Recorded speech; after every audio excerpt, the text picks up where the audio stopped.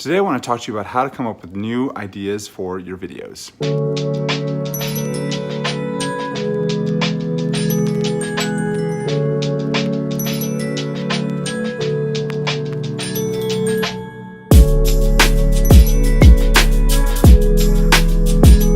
Just got back from a walk with the dog. I made a huge mistake and left the shock collar on her when we left the yard. She wasn't happy about that. Today's video is especially timely for me because I literally just finished uploading yesterday's video about 45 minutes ago, which means now I need to start working on today's video. So the first question I had to ask myself while I'm sitting here making breakfast, mind you, haven't had a shower yet, is what am I going to make a video about today? It's always important to hydrate in the morning.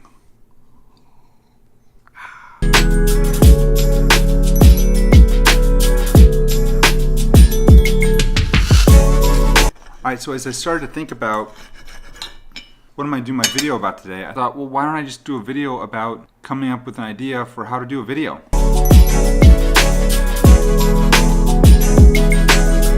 Good one for me. Coffee time. It needs to be zapped for a minute. I've been up since 5 a.m. It's still cold.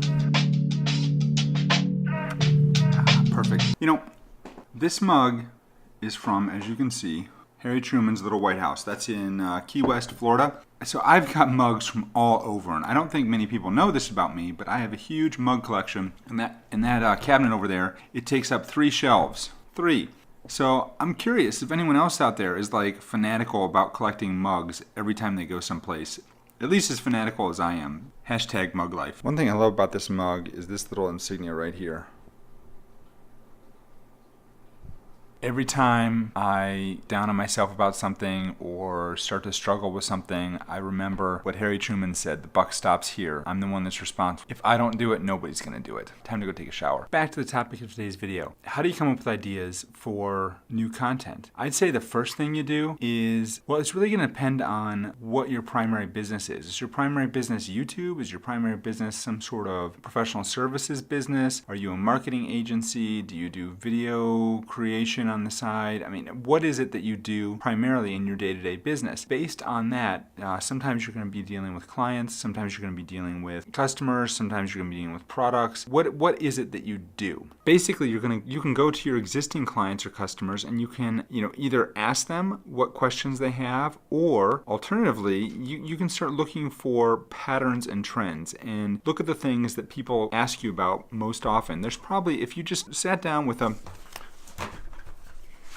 legal pad and just started detailing out, common questions that people ask in your business, you probably can come up with 10 questions pretty quick that people want to know answers to. That is a great way to start getting content for your videos. So the second thing I would talk about, or I would think about, is if you've started to grow a channel that is getting some sort of traction and you've started to get a lot of comments. In my other channel, which I will link up to up here, I actually get a lot of questions, the legal related questions, and that is a great source of content for me because I just basically go in, I group those questions, I have a Trello board, and whenever I am searching for content to create for that channel, I just go directly into that board and pick a question, and that's what I add. That's my process for that. That's a great way to find content, is through the comments and the questions that people are asking on your existing videos. So I'm at the lunch table now. I'm still eating breakfast though. Shredded wheat, lunch of champions. What are you gonna say? Anyway, I got another idea for you. I don't know what idea I'm on. 3, 2, 3. This is a ninja tip here that you're gonna really like if you don't have anywhere else to come up with ideas for your channel and you don't have an audience yet. Maybe you've got a smaller channel like I do. Go to your competitors' channels and look at their comments and look at people are asking in their comments, and then answer those comments and post a video on your channel.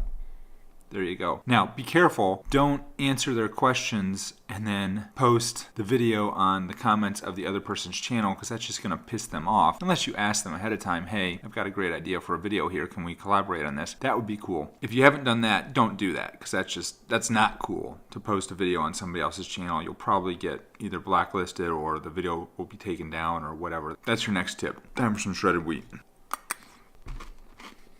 I have to wonder, does anyone else in here eat as many bananas as I do? We love bananas in our household.